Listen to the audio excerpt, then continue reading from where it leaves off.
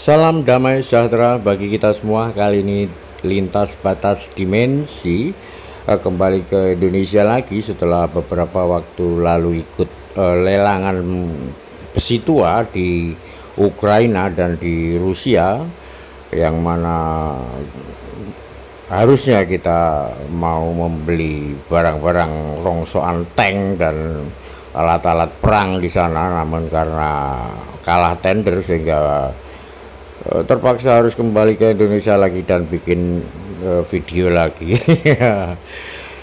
Lama nggak upload video.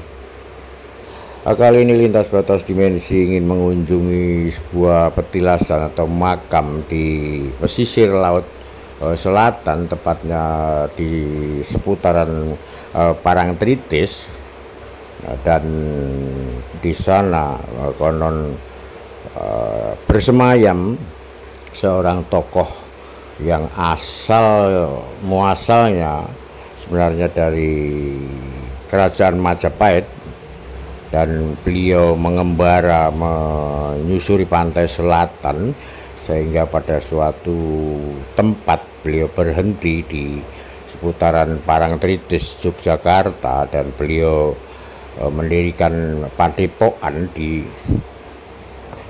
Parangtritis. Lebih tepatnya di Bukit Pemancingan, daerah Kretek, Bantul, Yogyakarta.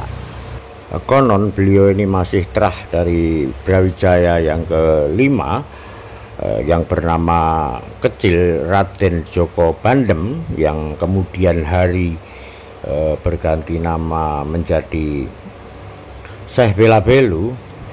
Beliau juga membuat semacam padepokan dan membuat pertanian di sekitar di mana beliau tinggal waktu itu, karena mungkin dirasa tempatnya nyaman untuk beliau tinggal, dan beliau mendirikan rumah dan juga mendirikan sebuah padepokan. Namun sebelum beliau Djoko Bandem tiba di tempat tersebut, terlebih dahulu sudah menetap di tempat tersebut, yaitu Ki Ageng Solehening. Ki Ageng Solehening ini akhirnya juga pada kesempatan nanti memeluk agama Islam juga, dan yang mengislamkan juga adalah yang tokoh yang sebelumnya sudah malang melintang menyebarkan agama Islam, yaitu Syekh Maulana Maghribi. Namun Syekh Maulana Maghribi ini petilasan atau makamnya ada di beberapa tempat, termasuk antara lain juga ada di sekitar Parangtritis ini, ada yang di Demak, ada juga di daerah Matesih, Karanganyar.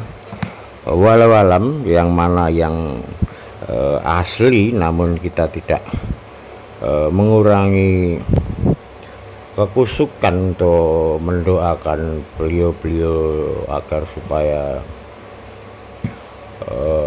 jasa-jasa beliau dalam menyebarkan agama Islam diterima oleh Allah Subhanahu wa Ta'ala.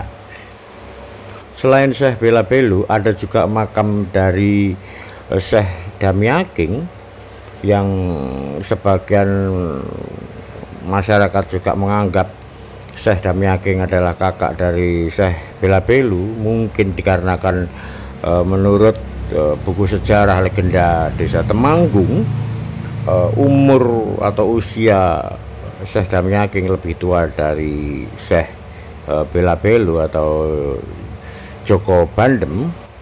Konon Syekh Belabelu atau Djoko Bandem ini juga tidak mudah untuk menerima agama baru, yaitu agama Islam, melalui perdebatan yang alot dan sengit antara Djoko Bandem dengan Syekh Maulana Maghribi. Namun pada akhirnya Syekh Maulana Maghribi bisa meyakinkan ke Djoko Bandem, sehingga pada akhirnya Djoko Bandem memeluk agama Islam dan diberi julukan yaitu Syekh Belabelu. Dan sejarah ditemukannya makam Syekh Bela Belu ini juga diperkirakan sekitar tahun 1830 semasa Sri Sultan Hamengkubuwono keempat berkuasa, dan pada waktu itu ada salah satu Demang yang menemukan tanda-tanda di atas Gunung Banteng, di mana yang akhirnya ditemukan makam tersebut. Lalu kemudian Demang tersebut memberi laporan kepada Sri Sultan Hamengkubuwono, sehingga oleh Sri Sultan diperintahkan untuk digali, dan kemudian ditemukan semacam peninggalan-peninggalan yang sangat khas sekali dengan apa yang pernah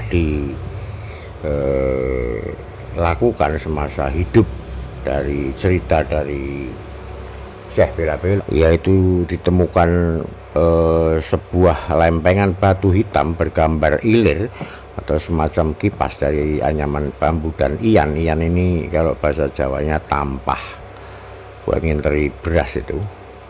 Di mana iyan dan ilir ini adalah alat yang dipakai untuk mendinginkan nasi, dan kemudian oleh Sri Sultan pada akhirnya diyakini bahwa di tempat tersebut telah dikuburkan seorang tokoh besar yang bernama Syekh Bela Belu.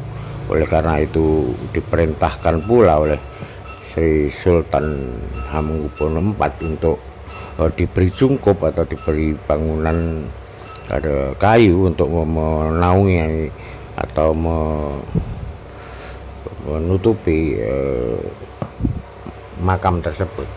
Dan sejak itu pula sampai sekarang oleh karena itu dijaga oleh para abdi dalam dari Keraton Yogyakarta. Ini adalah batu mungkin peninggalan semasa Joko Bandem sebelum masuk agama Islam dan Kyai Seloning, karena Kyai Seloning ini memang penganut agama Buddha, bahkan beliau atau Hindu mungkin, karena beliau juga termasuk seorang pendeta, dan walaupun pada akhirnya nanti masuk pula ke agama Islam, dan atas dasar peran seorang penyebar agama Islam yang sebelumnya diutus oleh Keraton Demak, yaitu Syekh Maulana Maghribi.